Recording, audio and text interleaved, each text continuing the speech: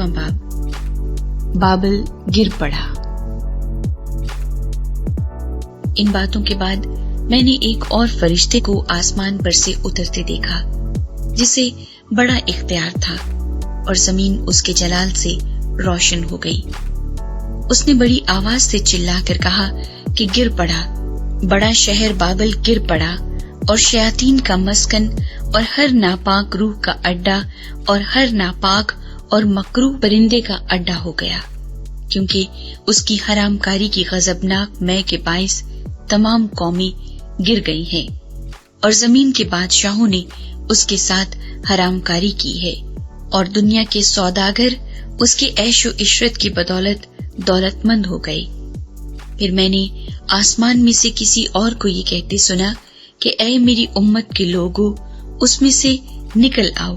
ताकि तुम उसके गुनाहों में शरीक ना हो,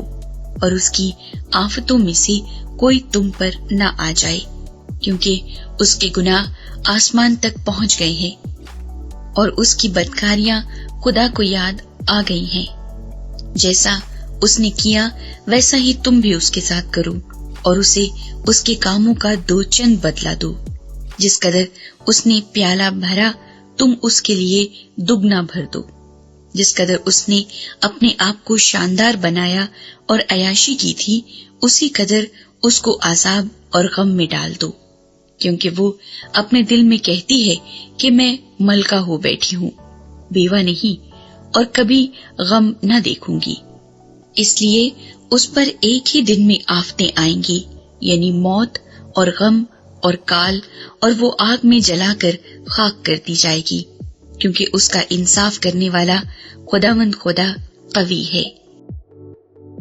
और उसके साथ हरामकारी और अयाशी करने वाले जमीन के बादशाह जब उसके जलने का धुआं देखेंगे तो उसके लिए रोएंगे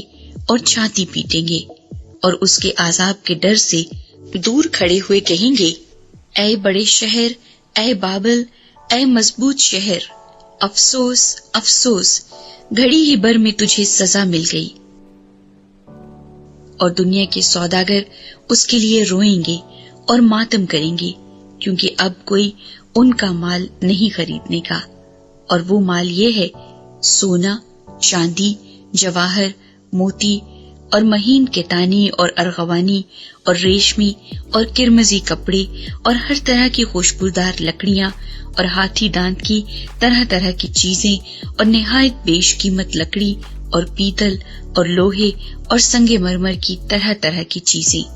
और दारचीनी और मसाला और ऊद और इत्र और लुबान और मै और तेल और मैदा और गेहूं और मोएशी और भेड़ें और घोड़े और गाड़ियां और गुलाम और आदमियों की जाने। अब तेरे दिल पसंद मेवे तेरे पास से दूर हो गए, और सब लजीज और तोहफा चीजें तुझसे जाती रही, अब वो हरगिज हाथ न आएंगी। इन चीजों के सौदागर जो उसके सबब से मालदार बन गए थे, उसके अजाब के खौफ से दूर खड़े हुए रोएंगे और गम करेंगे और कहेंगे, अफसोस अफसोस, वो बड़ा शहर जो महीन केतानी और अरगवानी और किरमजी कपड़े पहने हुए और सोने और जवाहर और मोतियों से आरास्ता था, घड़ी ही भर में उसकी इतनी बड़ी दौलत बर्बाद हो गई। और सब नाखुदा और जहाज के सब मुसाफिर और मल्लाह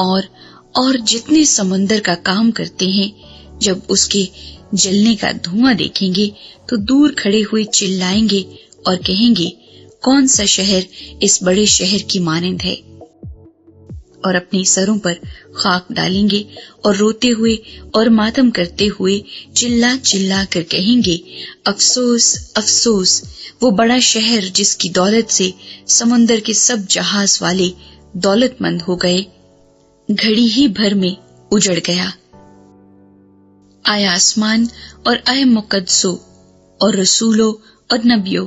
उस पर खुशी करो, क्योंकि खुदा ने इंसाफ करके उससे तुम्हारा बदला ले लिया। फिर एक जोरावर फरिश्ते ने बड़ी चक्की के पाट की मानिंद एक पत्थर उठाया और ये कहकर समुंदर में फेंक दिया कि बाबल का बड़ा शहर भी इसी तरह زور سے گرایا جائے گا اور پھر کبھی اس کا پتہ نہ ملے گا۔ اور بربت نوازوں اور مطربوں اور بانسلی بجانے والوں اور نرسنگا پھونکنے والوں کی آواز پھر کبھی تجھ میں نہ سنائی دے گی،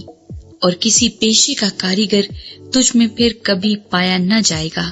اور چکی کی آواز تجھ میں پھر کبھی نہ سنائی دے گی،